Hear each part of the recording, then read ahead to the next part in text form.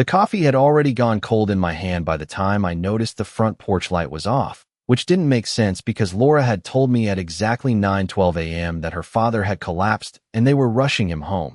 And I remember thinking on the drive over, 12.3 miles, I checked twice, that something about her voice had been too steady, too measured, like she was reading from a script instead of reacting to an emergency. And now here, I was at 3:42 p.m., engine still ticking, sitting in the driveway of a house that looked completely normal.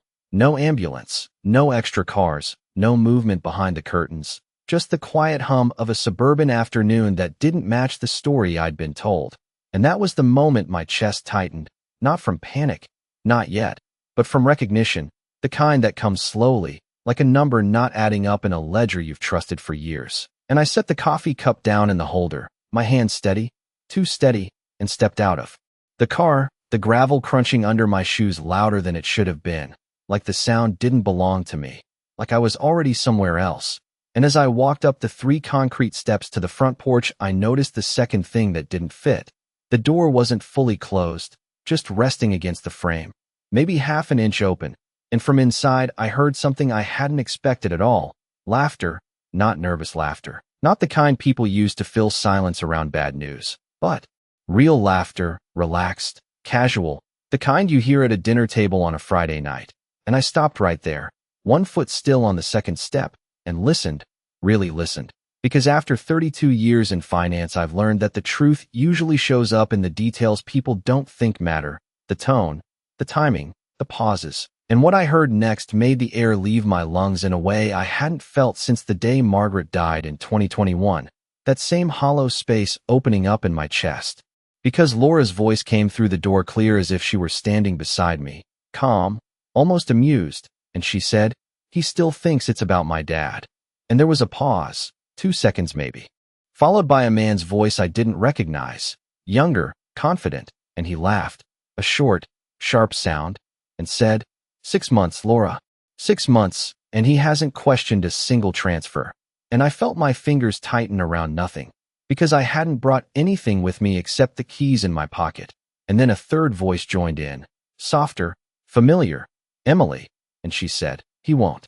He checks the big numbers, not the small ones." He taught me that himself, and something in me shifted, something quiet and precise, the way it does when you finally see the pattern you've been missing. And I moved closer to the door, just enough to see through the narrow gap, the kitchen coming into view in fragments, the edge of the counter, the stainless steel fridge, the corner of the table where 3 people stood like this was any ordinary afternoon, and I could smell coffee, fresh this time, and something sweet, maybe cinnamon, and it hit me all at once how normal everything looked, how carefully normal it was. And then Laura spoke again, lower this time, but I heard every word. "We're at 298,000 as of this morning." And the man, Ryan, I would learn his name later, said, "Make it 300 tonight. Clean number. Easier to track." And Emily opened the fridge, pulled out a bottle of water, and added, almost casually, "And once the policy clears, it's 1.5 million. That's the real number." And I felt my knees weaken for just a second, just one, and I caught myself on the doorframe, the wood cool against my palm. Because numbers like that don't lie, they don't exaggerate, they don't soften themselves to make things easier to accept. They just sit there, exact, undeniable. And I thought about the policy, the one Laura had insisted we update on February 2nd of this year, 2025, said it was just practical, said we needed to be prepared, and I had signed it. At 2:17 p.m. without reading the second page, because I trusted her, because Margaret's voice in my head had been quiet for a long time. And now it came back all at once, clear as if she were standing behind me. "Trust slowly, Daniel." And I closed my eyes for a moment, just a moment, and when I opened them again, Ryan was leaning against the counter, arms crossed, looking at Laura with a kind of certainty that didn't belong in my house. And he said, "So when do we finish it?" And Laura didn't hesitate, not even for a second. She just turned slightly, reaching for her mug, and answered, "This weekend." And then Emily, my stepdaughter, the one I had helped put through college with $45,000 over 4 years, the one who used to call me every Sunday at exactly 7:30 p.m., she set the bottle down and said, "We just need to make sure the car holds until then." And Ryan nodded once and replied, "It will." I checked the line last night. At 60 miles per hour, it won't hold. And I felt the world tilt, not spin, just tilt, like everything had shifted a few degrees off where it should be. And I stayed there, on that second step, one hand on the doorframe, listening to the people inside plan something I still couldn't fully process. And then Ryan added one more sentence, quieter than the rest, almost an afterthought, but it landed harder than anything else. By Monday, it's all ours. It was nearly 5 o'clock by the time I pulled out of the driveway, and I did not remember turning the engine on or backing out or even checking the mirrors. Only the sound of gravel again under the tires and the way my hand stayed steady on the wheel while everything else inside me felt like it had shifted out of alignment. And I drove the same 12.3 miles back toward home without turning on the radio, without making a call. Just the low hum of the engine and the numbers in my head lining up one by one. $300,000, $1.5 million, 6 months, and I replayed Laura's voice at exactly 9:12 that morning. Dad collapsed. Calm, controlled, precise, and I saw it now for what it was, not panic, not fear, but timing, a statement designed to move me out of position for a specific window. And I checked the clock on the dashboard, 5:08 p.m., and did the math. From 9:12 to 3:42, 6 hours and 30 minutes, more than enough. Time for 3 people to meet, transfer funds, and leave no trace if they knew what they were doing. And I felt something tighten in my chest again, not grief this time. Not yet. Something colder, something closer to calculation. The same place I used to go when a client's numbers did not reconcile. And I turned into my street at 5:17 p.m., the house sitting exactly where it had always been. 2 stories, built in 1998. The porch light still broken since last winter, and I parked the car in the driveway. Engine idling for a moment before I shut it off, and I did not get out right away. I just sat there and looked at the house, at the front door, at the windows, trying to see if anything looked different, if anything gave itself away, but everything was still, quiet, ordinary. And that was the problem, because ordinary was what had allowed this to happen. The small things, the overlooked transactions, the trust that builds over 6 years without interruption. And I reached for my phone at 5:19 p.m., opened the banking app, and entered my password without thinking, muscle memory, and the screen loaded. The main account balance sitting there exactly where I expected it to be, within a few $100s of normal. And for a second, I felt something like relief, a brief, shallow breath, until I remembered what Emily had said. He checks the big numbers, not the small ones. And I navigated to the transaction history, scrolling back, 1 day, 2 days, 3 days, and then I stopped at a transfer I did not recognize. $2,400, dated 3 days ago at 2:14 p.m., labeled as a vendor payment, and I knew immediately it was wrong, because I did not have any vendors at that amount, not in that account, and I tapped into the details, the receiving account partially masked, ending in 4821, and I felt that same cold recognition again, not surprise, not disbelief. Just confirmation, and I kept scrolling. 1 week, 2 weeks, and the pattern started to appear, small amounts. $1,800, $2,200, $2,600, always under $3,000, always spaced 3 to 4 days apart, always during business hours when I would have been in meetings or on calls, and I did the math without writing it down, just running it through in my head the way I had done for 32 years. Averaging $2,200 per transfer, roughly 4 transfers per month, over 6 months, and the number came out close to what I had heard through that kitchen door, close enough that it stopped being a theory and became something else entirely. And I set the phone down on the center console at 5:26 p.m., staring straight ahead. And for a moment I saw Margaret. Not clearly, not like a vision, just the memory of her sitting in this same passenger seat in 2019, her hand resting on the dashboard, the faint scent of lavender that always lingered in the car, and I pressed my lips together, hard, because that memory came with a weight I was not ready to carry yet. Not here, not now. And I picked the phone back up, went deeper this time, into linked accounts, into the places I rarely needed to check because everything had always been in order. And that was when I saw it, a second account, one I did not recognize, opened under my name 4 months ago, balance $86,400, and I felt the air leave my lungs in a slow, controlled exhale, because accounts do not open themselves, not without documentation, not without signatures, and I knew exactly what that meant. And I tapped into the account details, the address listed matching my own, the contact email slightly altered, one letter off from mine, something I would not have noticed unless I was looking for it. And I sat there in the driver's seat at 5:31 p.m., phone in my hand, and understood something that settled deeper than anything I had heard at the house. This had not started 6 months ago, not really.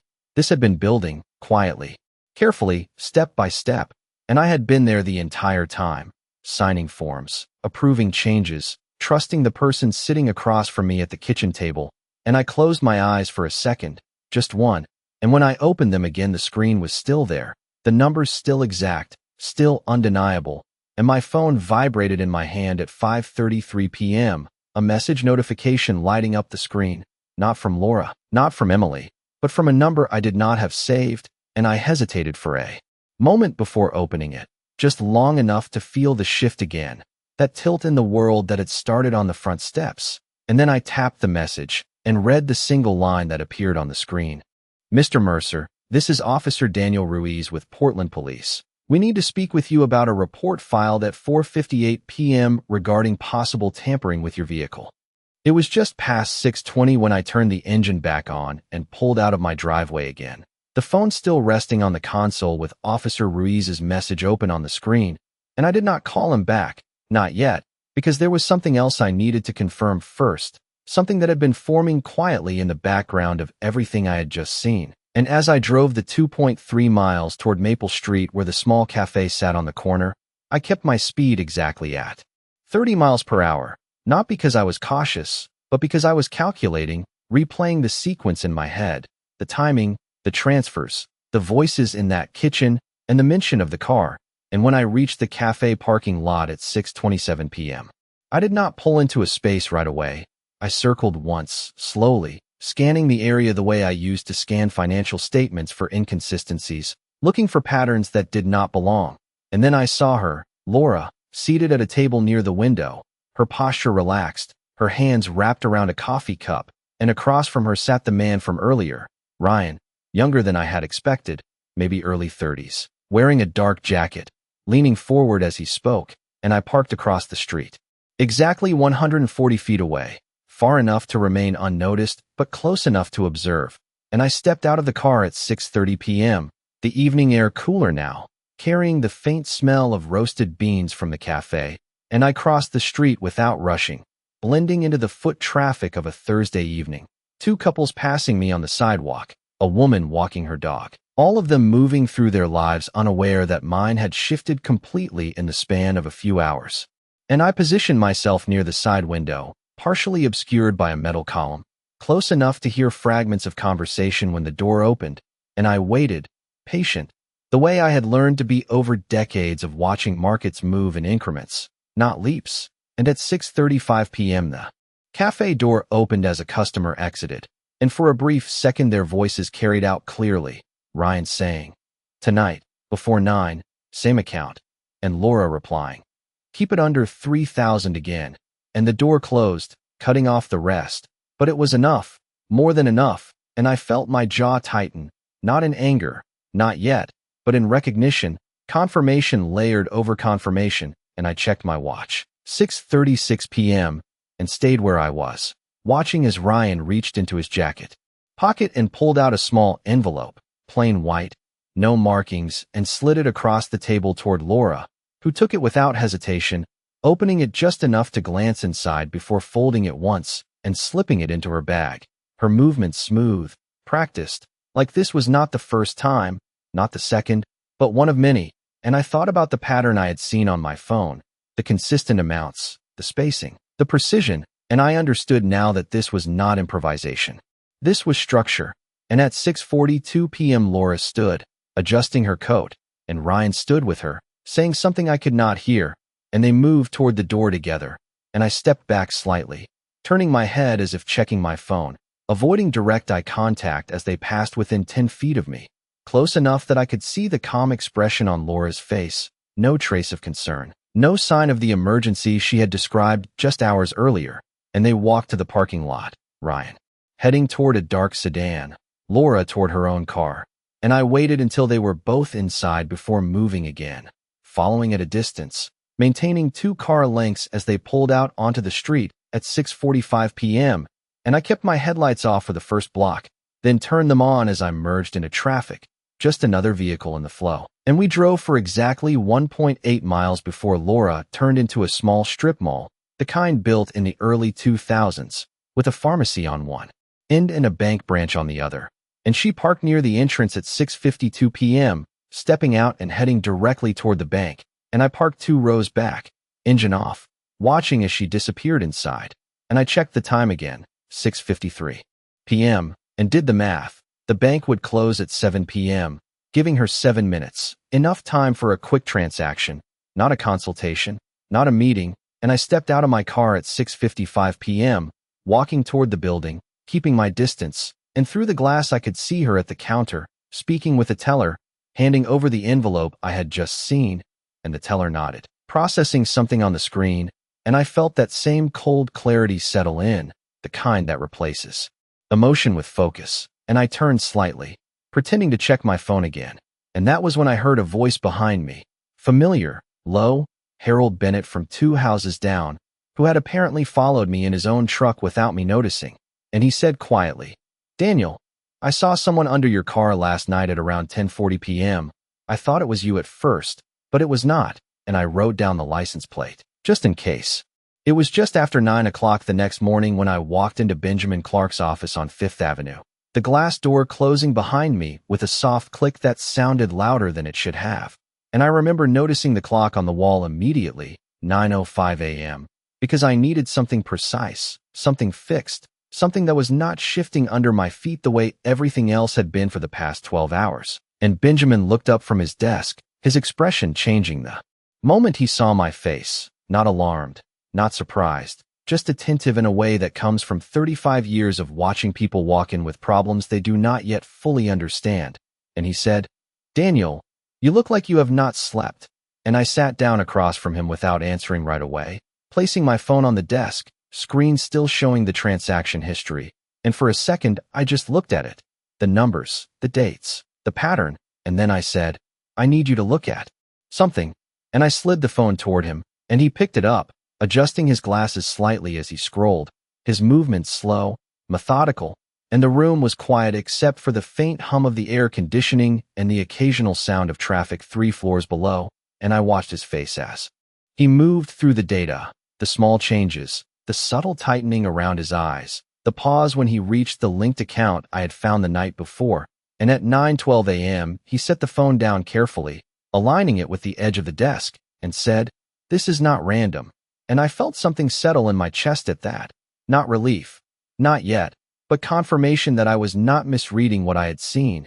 And he continued, "These transfers are structured, under $3,000 to avoid automatic flags, spaced every 3 to 4 days, consistent over at least 6 months." And he tapped the screen once, pointing to the secondary account. "And this account, opened 4 months ago under your name. This requires documentation, identification, signatures." And he looked at me directly, his voice steady.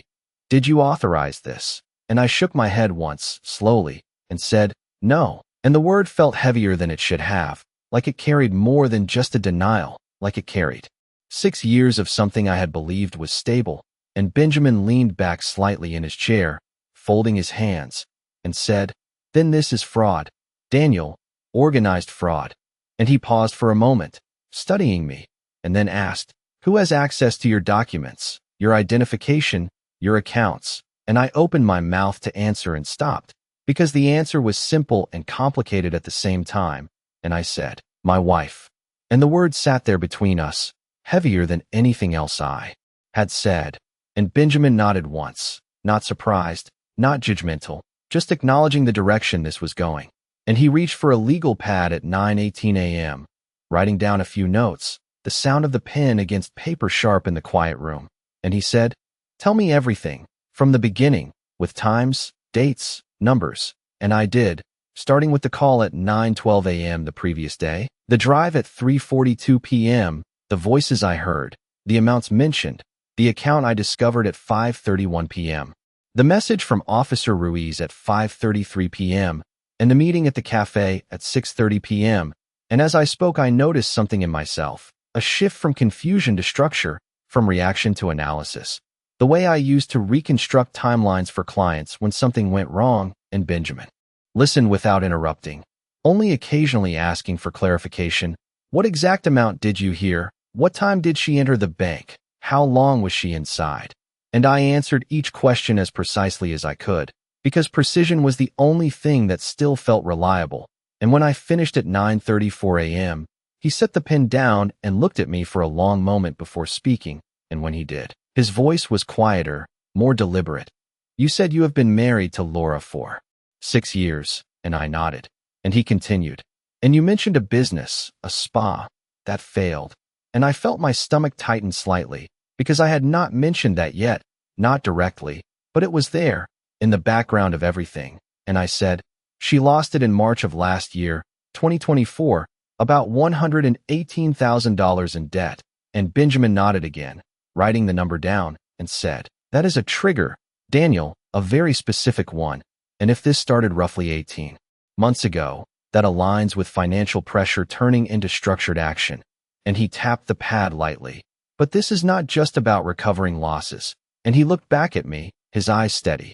This is about control, about positioning, about making sure that when something happens, the assets are already in place. And I felt that word again, control, settle somewhere deeper, because it explained something that money alone did not. And Benjamin reached for his keyboard at 9:40 a.m., typing quickly, pulling up public records, insurance filings. And then he turned the monitor slightly toward me and said, when did you last update your life insurance policy? And I answered immediately, February 2nd, this year, 2025.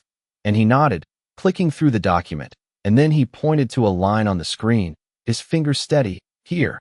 And I leaned forward, reading the number, $1.5 million, beneficiary, Laura Mercer. And I felt my hand tighten against the arm of the chair, my fingers pressing into the fabric, because seeing it there, in writing, made it something else entirely, something official, something that did not rely on overheard conversations or patterns in transactions. And Benjamin sat back again, exhaling slowly, and said, Daniel, this is not just theft. And he paused, choosing his words carefully.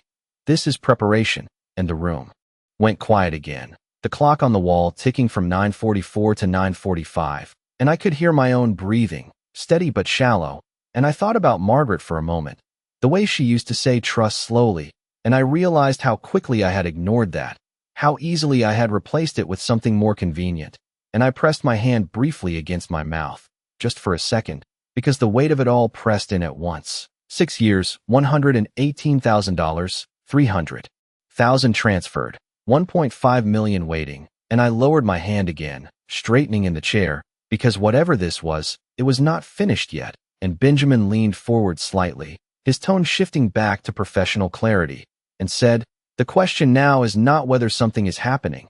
It is what you want to do next. And he paused, looking at me directly, and then added, do you want to stop this quietly, or do you want to document everything and expose it completely? And before I could answer, his desk phone rang at exactly 9:47 a.m., a sharp, unexpected sound that cut through the room, and he picked it up, listening for a few seconds, his expression changing just slightly. And then he covered the receiver with his hand and looked at me and said, this is Officer Ruiz. He says he has a report with a license plate that matches a vehicle registered to Ryan Cole. It was approaching 11:20 in the morning when I sat across from Benjamin again, the legal pad now filled with numbers, arrows, dates, and a structure that no longer looked like scattered suspicion, but something deliberate, layered, and complete. And he slid a printed sheet across the desk toward me, the paper still warm from the printer, and said, let us quantify this. And I looked down at the page, at the columns he had laid out with precision, and for a moment I did not read. I just stared at the total at the bottom, $312,000, clean, exact, undeniable, and I felt something inside me shift again, not shock this time, not disbelief, just the final confirmation that what I had overheard, what I had seen in fragments, had a full shape now, a number that could not be explained away. And Benjamin tapped the page once with his pen and said, This is the confirmed amount over 18 months, starting in March 2024, immediately after the business loss you mentioned. And I nodded slowly, because the timing aligned too precisely to ignore. March 2024, $118,000 in debt, and then the first small transfers appearing within 2 weeks, $1,800, $2,100, $2,300, each one small enough to disappear into the background of a larger account, each one placed with care, and I leaned back slightly in the chair, the fabric pressing against my shoulders, and said, "She did not panic," and Benjamin looked at me, waiting, and I continued, "She structured it." And he nodded once, a small, deliberate movement, and said, "Yes, and that tells us something important." And he turned the page, revealing a second sheet, this one listing the secondary account in more detail, the one opened 4 months ago. And he pointed to the balance, $86,400, and said, "This is what has not yet been moved out. This is staging, Daniel, positioning funds where they can be accessed quickly." And I felt my hand tighten slightly against the armrest again, because staging implied timing, and timing implied an event, something planned, something anticipated, and Benjamin seemed to follow that same line of thought, because he reached for another document at 11:24 a.m., this one a printed copy of the insurance policy, and he placed it beside the transaction summary, aligning the edges carefully, and said, "Now we look at motive beyond recovery."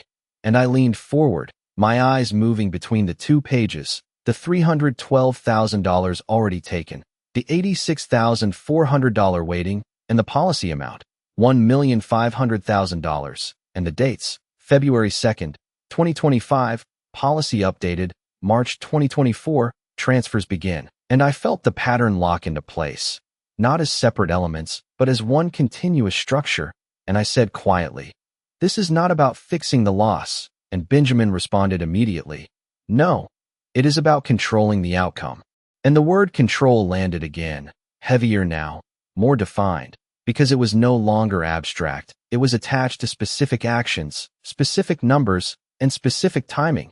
And he continued, "If something were to happen to you, the policy pays out $1.5 million, and if the accounts have already been partially moved and staged, the transition appears cleaner, less suspicious." And I pressed my lips together for a moment, because hearing it stated that way, in calm, professional language, made it sound almost procedural, almost routine, and that was what unsettled me the most, not the amount, not the betrayal, but the method, the way it had been built step by step, over 18 months, without urgency, without visible strain. And I looked down at the paper again, at the numbers, and said, 312,000 taken, 86,000 staged, 1.5 million pending. And Benjamin nodded once, confirming, and said, "Total exposure, approximately $1.898 million.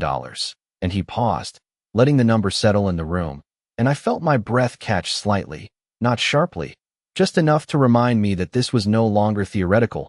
This was a defined financial structure with a defined endpoint. And I thought about the house, valued at around $600,000, the retirement accounts, the investments, and I realized that the policy was only one part of a larger picture. And Benjamin seemed to anticipate that as well, because he added, "And we have not yet accounted for the real estate and other assets." And I closed my eyes for a second, just one, and in that brief moment I saw Margaret again, standing in the kitchen years ago, sunlight coming through the window, her voice soft but firm, "Trust slowly, Daniel." And I felt my throat tighten, because I had not done that, not this time, and I pressed my hand lightly against the desk, grounding myself in something solid, something real. And when I opened my eyes again, I looked directly at Benjamin and said, "What is the total?" And he did not hesitate. He simply wrote one more number at the bottom of the page, added it to the others, and turned the pad toward me. And I read it, $2,498,000. And the number sat there, complete, encompassing everything, and I exhaled slowly, because there was no room left for doubt, no space for interpretation, and Benjamin leaned back slightly, his voice steady. "This is the scale of what we are dealing with." And he paused, studying me, and then added, "And this is why we do not move too quickly." And I nodded once, because I understood that now. understood that reacting without structure would only disrupt the pattern without exposing it. And I said, "We document everything." And he gave a small, approving nod and reached for his phone at 11:31 a.m., dialing a number, speaking briefly with someone on the other end, his tone professional, controlled. And then he hung up and looked at me again and said, "I have asked for a preliminary report on the vehicle." And I felt that same tightening in my chest return, because the car was no longer a separate detail. It was part of the same structure. And we sat there in silence for a few seconds, the clock on the wall moving from 11:32 to 11:33, and then Benjamin's computer chimed softly, a new email notification appearing on the screen, and he turned it toward me without saying anything. And I leaned forward, reading the subject line first, "Vehicle Inspection Report.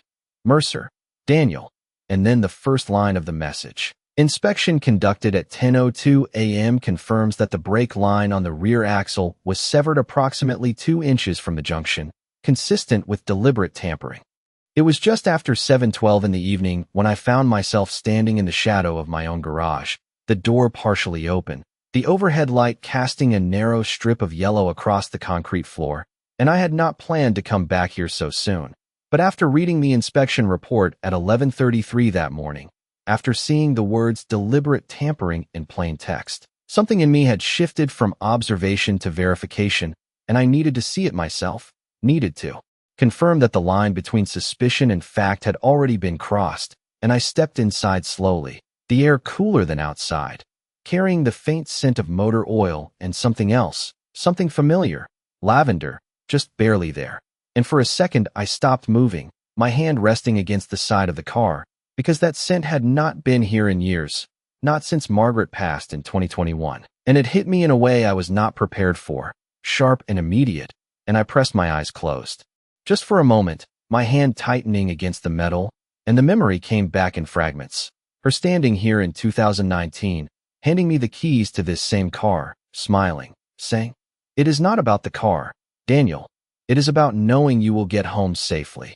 And my throat tightened, my chest pulling inward, and I covered my mouth with my hand, because the sound that came up was not something I could control, not something I wanted anyone to hear, and it lasted maybe 5 seconds, maybe 10, and then it passed, leaving behind something quieter, something steadier, and I lowered my hand and opened my eyes again, focusing on the task in front of me, because whatever this was, whatever had been done, it had been done here, to something she had given me, and that mattered in a way I could not ignore. And I crouched down near the rear axle at 7:16 p.m., the concrete cold through the fabric of my pants, and I reached for the small flashlight I kept in the glove compartment, switching it on and angling the beam beneath the car.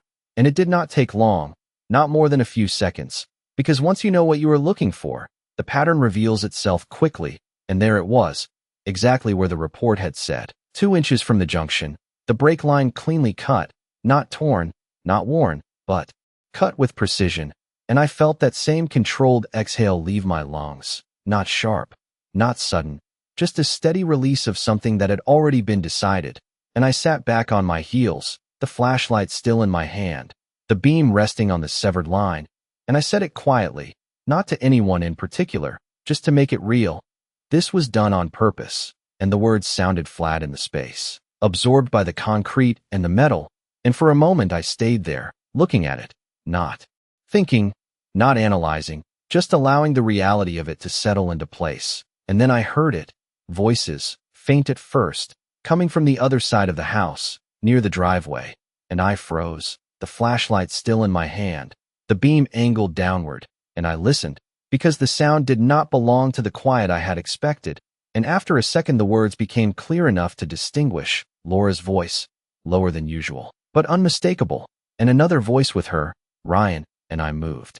Slightly, just enough to position myself closer to the edge of the garage opening, staying out of sight, the darkness behind me providing cover, and I held my breath without realizing it, focusing on the conversation unfolding just beyond the reach of the light. And Laura said, "We cannot delay this again." And Ryan responded immediately, his tone sharper than before. "We are not delaying. We are adjusting. There is a difference." And I felt my hand tighten around the flashlight, because the words carried a different weight now, not casual, not speculative, but controlled, deliberate. And Laura continued, "He was supposed to drive today," and Ryan replied, "He did not, which means we wait 48 hours and try again." And something inside me shifted again, not confusion, not disbelief, but a kind of internal collapse that came with clarity, and I pressed my hand briefly against my mouth, because the timing, the sequence, the intent, it all aligned in a way that left no space for interpretation, and I lowered my hand again, forcing myself to stay still, to listen, to gather, because this was the moment, the one where they believed they were alone, where the structure revealed itself fully, and Laura spoke again, her voice steady, almost detached. 6 months, $312,000, and he still thinks everything is normal. And Ryan let out a short breath, almost a laugh, and said, "That is because he trusts you. Laura, that is the only reason this works." And there was a brief pause, maybe 2 seconds, and then Emily's voice joined in, softer but clear. "Once the policy clears, it is over, 1.5 million, and we walk away clean." And I felt my chest tighten again, the weight of the numbers pressing in from all sides. And for a moment I closed my eyes, just 1 second, because hearing it spoken out loud, in sequence, in their own words, was different from reading it on paper, different from calculating it in my head. And I opened my eyes again, focusing on the edge of the garage, the line between light and shadow. And Laura said one more thing, quieter than the rest, but clear enough. "By Monday, everything is in place." And I held my position, my breathing controlled, my mind already moving ahead, already aligning the next steps, because whatever happened next would not be based on emotion, not anymore. And the voices outside shifted slightly, footsteps on the gravel, a car door opening, and then, cutting through the quiet with a sharp, unexpected clarity, a new voice spoke from the driveway, firm, official, and unfamiliar. "Mrs. Mercer, Portland Police. We need to ask you a few questions about a report filed regarding your husband's vehicle at 4:58 p.m. yesterday." It was just after 8:30 the next morning when I stepped into Benjamin's office again. The same chair, the same desk, but nothing about it felt the same, because now there was no uncertainty left, no space for interpretation, only a sequence of actions that had already crossed from planning into execution, and I placed the printed inspection report on the desk at exactly 8:32 a.m. The words "deliberate tampering" visible at the top, and Benjamin did not pick it up right away. He just looked at me for a moment, studying my face the way he had the day before, and then he said, "You heard them last night." And I nodded once, because there was no point in softening it, no point in filtering what had already been said out loud in that driveway. And I sat down slowly, my hands resting on my knees, steady again, and I said, "They are not guessing anymore."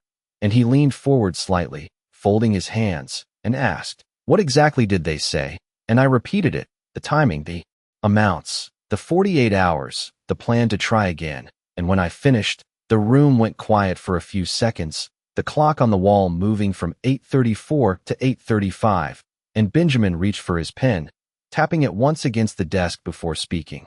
"Then we are past documentation." And I felt something tighten in my chest at that. Not fear, not hesitation, just the recognition that the line had moved again. That observation alone was no longer enough. And he continued, "We moved to protection and action." And I nodded slowly, because I understood that now. Understood that waiting would not expose anything new, only give them more time to adjust, to complete what they had already set in motion. And Benjamin pulled a folder from the side of his desk at 8:36 a.m., placing it in front of me, the label printed in clean black text, "Mercer, Daniel, preliminary filing," and he opened it, revealing a series of documents already prepared, structured, aligned, each page placed with the same precision I had seen in his notes the day before. And he said, "We start with 3 steps," and he held up one finger. "Immediate freeze on all accounts, primary and secondary." A second finger, "Formal report filed with law enforcement, including financial fraud and vehicle tampering." And a third, "Protective filing to prevent any changes to your estate or insurance policy." And I listened, the structure settling into place the same way the numbers had, each step clear, defined, actionable, and I said, "Do it," without hesitation, because there was no version of this where waiting improved the outcome. And Benjamin gave a small nod, as if confirming something he had already expected, and he turned the first document toward me at 8:38 a.m., pointing to the signature line, and I picked up the pen, my hand steady, and signed my name, Daniel Mercer, the ink dark against the paper, and I moved to the second document, then the third, each one a step away from what had been and toward something else, something defined by action rather than reaction, and as I signed the last page at 8:41 a.m., I felt a brief pause inside me, a moment where everything slowed and Margaret's voice came back again, not as a memory this time, but as something steadier, something grounding. Trust slowly, Daniel. And I closed my eyes for a second, just one, because the weight of it pressed in again, the realization that I had not followed that advice, that I had trusted quickly, easily. And now I was here, correcting something that should have been seen much earlier. And I opened my eyes again, setting the pen down carefully, and Benjamin gathered the documents, aligning them into a single stack, and said, "I will file these immediately." And he stood, moving to the side desk where his computer was, beginning the process with practiced efficiency, and I remained seated, watching, because there was nothing else to do in that moment but observe the transition from private knowledge to official record. And at 8:46 a.m., he picked up his phone, dialing a number, speaking clearly. "This is Benjamin Clark. I am submitting an emergency financial freeze request on behalf of Daniel Mercer. Account numbers ending in 2743 and 4821. And he listened for a moment, then continued, "Yes, effective immediately."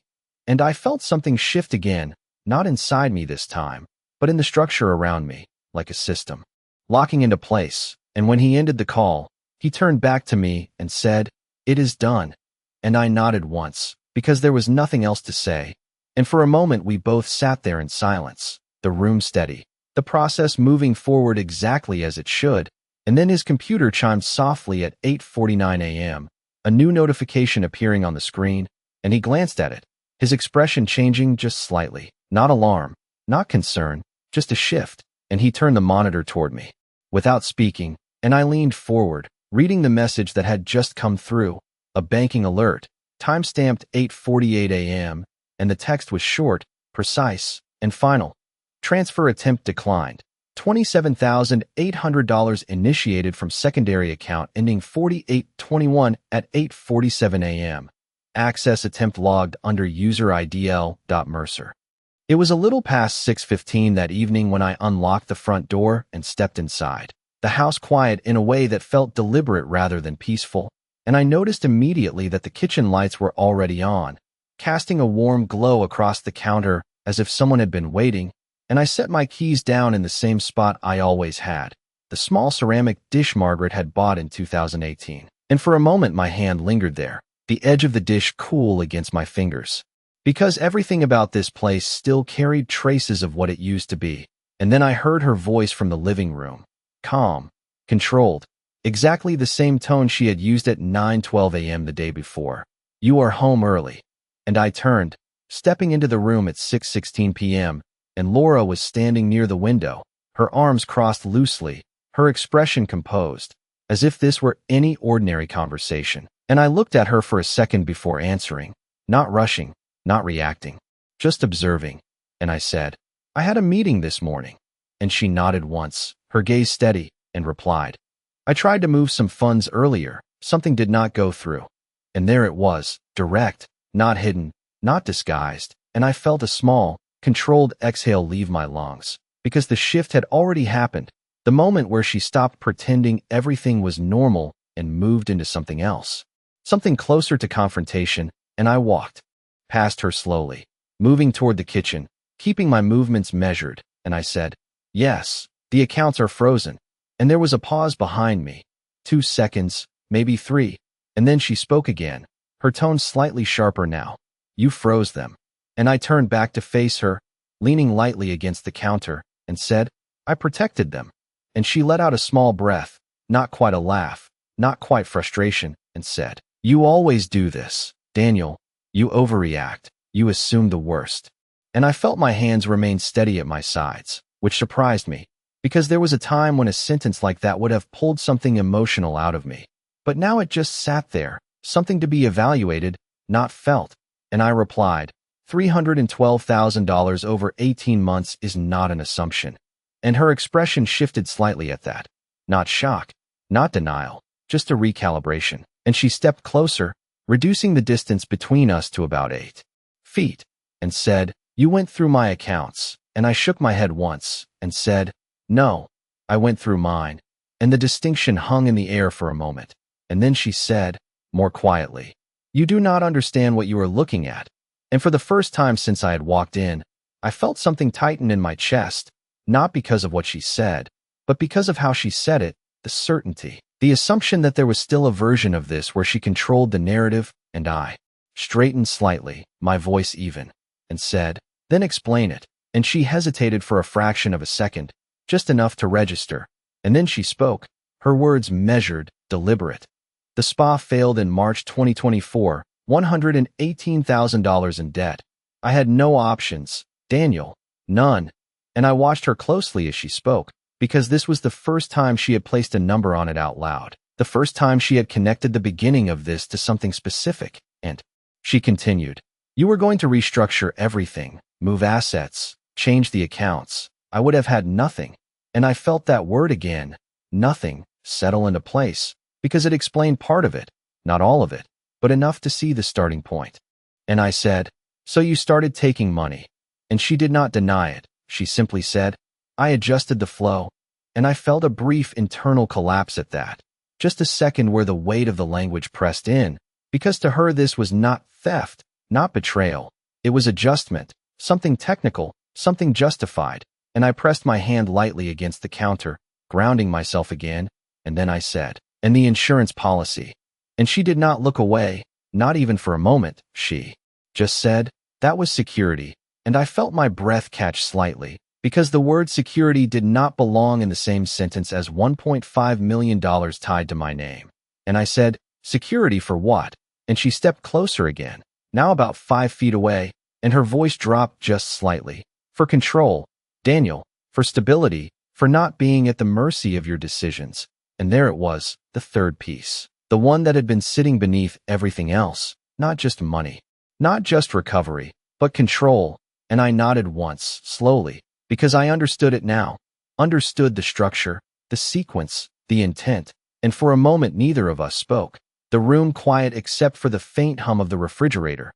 And then I heard another sound, the front door opening behind me at exactly 6:18 p.m., and footsteps entering the house, measured, confident, and a voice I recognized immediately, Ryan, saying, "You should not have frozen the accounts, Daniel, that complicates things." And I turned slightly, just enough to see him standing in the doorway, his posture relaxed, his expression calm in a way that did not match the situation. And I looked at him for a moment before speaking, and I said, "You accessed my account at 8:47 a.m. this morning." And he smiled, just slightly, and replied, "I tried." And I felt my hands remain steady again, the same controlled stillness that had carried me through the past 24 hours. And I said, "It is all documented." And he nodded once, as if that were expected, and said, "Documentation does not change the plan." And there was a pause, the three of us standing there, the space between us filled with everything that had been said and everything that had not. And then, cutting through the moment with a sharp, unfamiliar tone, a notification sounded from my phone on the counter at 6:19 p.m., and I glanced down, the screen lighting up with a new message from an unknown number, and I picked it up slowly, reading the text that had just come through. "This is Emily. I am at the bank right now. They just told me every account is locked. What did you do?" It was just after 8:40 in the morning 2 days later when I walked into the Portland Police Department, the glass doors sliding open with a low mechanical hum that felt oddly final, like crossing a threshold I could not step back from. And I noticed the time immediately, 8:42 a.m., because everything now was measured, documented, anchored to something precise. And I moved toward the front desk where a uniformed officer looked up and said, "Name?" And I answered, "Daniel Mercer." And he nodded, typing something into his computer, then gestured toward a seating area on the right. "Detective Ruiz will be with you shortly." And I sat down, the chair firm, the room quiet except for the soft murmur of radios and distant footsteps. And for a moment I just sat there, hands resting on my knees, breathing steady, Because this was the part where everything shifted from private confrontation to public record, and I could feel it in the air, the weight of it. And at 8:47 a.m. a door opened to the left, and Officer Ruiz stepped out, the same voice I had read in the message 2 nights ago, and he said, "Mr. Mercer." And I stood, following him down a short hallway into a small office. The walls plain, a desk, 2 chairs, a computer monitor, nothing unnecessary, and he gestured for me to sit, then closed the door behind him. The click soft but definitive, and he took his seat across from me, opening a file folder labeled with my name, and he said, "We have your report, your attorney's documentation, and the inspection results from your vehicle." And I nodded once, because I already knew what was in that folder. I had seen every piece of it, but hearing it listed that way made it something else, something official, and he continued, "We are going to go through this step by step, and for the next 20 minutes, from 8:49 to 9:09 a.m., I answered his questions, each one precise, each one tied to a time, a number, a location, the call at 9:12 a.m., the drive at 3:42 p.m., the cafe at 6:30 p.m., the bank at 6:52 p.m., the garage at 7:12 p.m., and as I spoke, I felt the structure of it solidify, not just in my mind, but in the record being created in front of me, each detail placed exactly where it belonged. And Ruiz listened without interruption, occasionally typing, occasionally asking for clarification, exact amount transferred, exact time of observation, distance from subject, and I answered each one, because precision was no longer just a habit, it was necessary. And at 9:11 a.m. he leaned back slightly, closing the folder halfway, and said, "Based on what you have provided, we are looking at multiple charges, including financial fraud and attempted endangerment." And I felt a brief tightening in my chest at that word, not because I did not understand it, but because hearing it from someone else made it final in a way that my own thoughts had not. And I pressed my hand lightly against the edge of the desk, grounding myself, and he continued, "We have already identified the vehicle tied to Ryan Cole. The license plate matches the one provided by your neighbor at 10:40 p.m. 2 nights ago." And I nodded once, because Harold's quiet observation had become something larger now, part of a chain that connected everything. And Ruiz turned the folder fully closed at 9:13 a.m., his tone shifting slightly, more direct now. "We will be moving forward with formal charges." And there was a pause, just a second, and then he added, "They will be brought in for questioning today." And I felt something settle in me at that.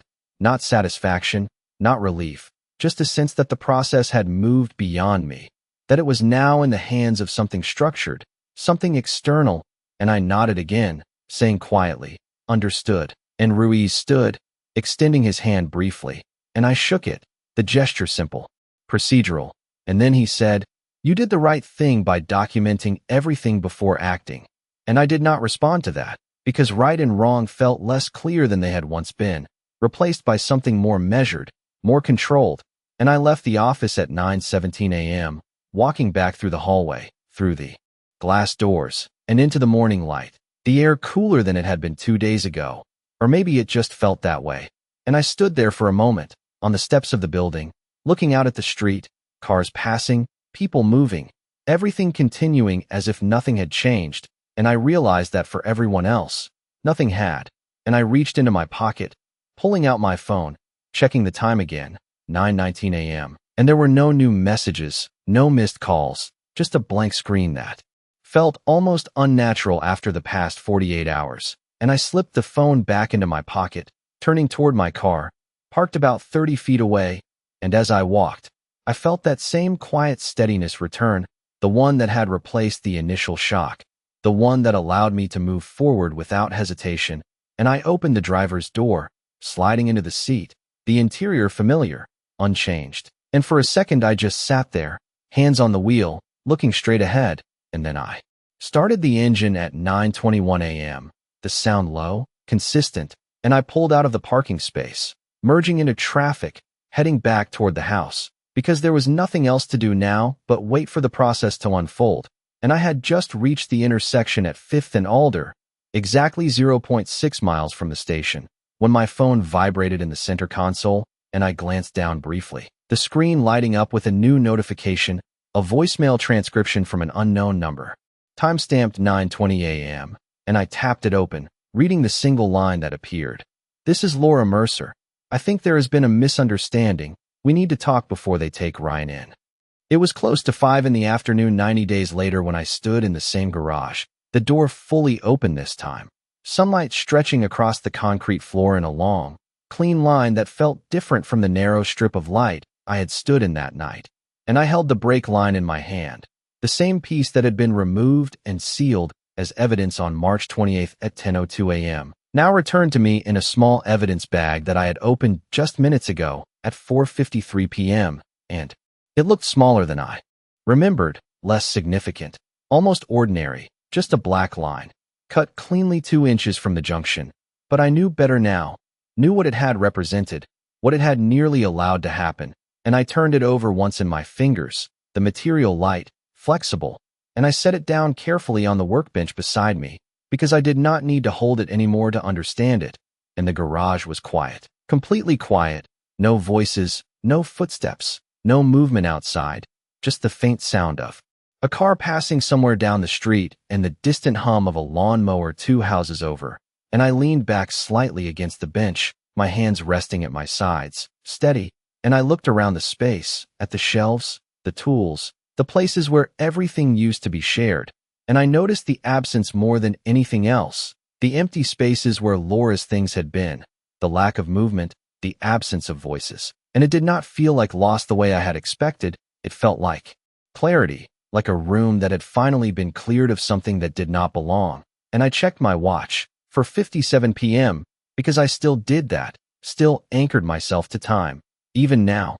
And I thought about the past 90 days, the hearings, the statements, the documentation, the way everything had unfolded exactly as Benjamin had said it would, step by step, each piece of evidence placed into the record, each number confirmed, each statement matched against the timeline. And I remembered the moment in the courtroom on June 15th at 11:20 a.m., when the prosecutor had read the total amount out loud, $312,000 transferred over 18 months, $86,400 staged in a secondary account, and the insurance policy valued at $1,500,000, and how the room had gone quiet for a second, just long enough for the weight of it to settle. And I had sat there, hands folded in my lap, listening, not reacting, because by then it was no longer new information, it was simply being placed where it belonged.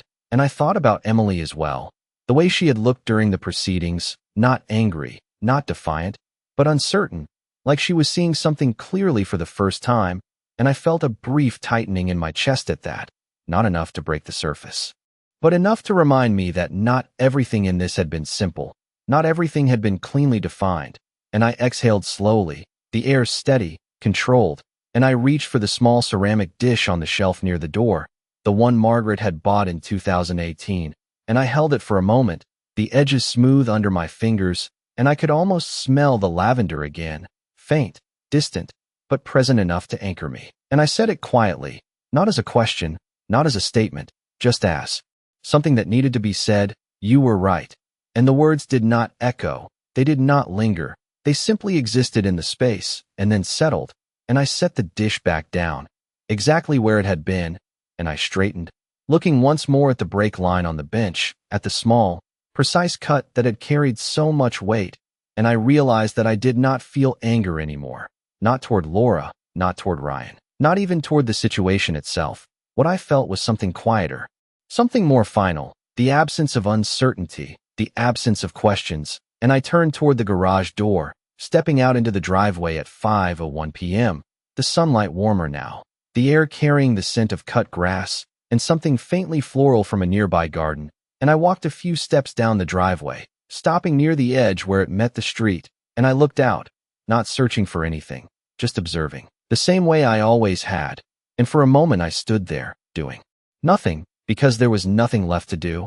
And then my phone vibrated in my pocket at 5:03 p.m., a short, sharp notification that broke the stillness, and I reached for it slowly, pulling it out, the screen lighting up with a new message, and I read the sender first, Benjamin Clark, and then the text, simple, precise, final order entered at 4:58 p.m., Daniel, all assets restored, divorce complete. and both defendants have accepted plea agreements totaling 18 months for Ryan Cole and 24 months for Laura Mercer.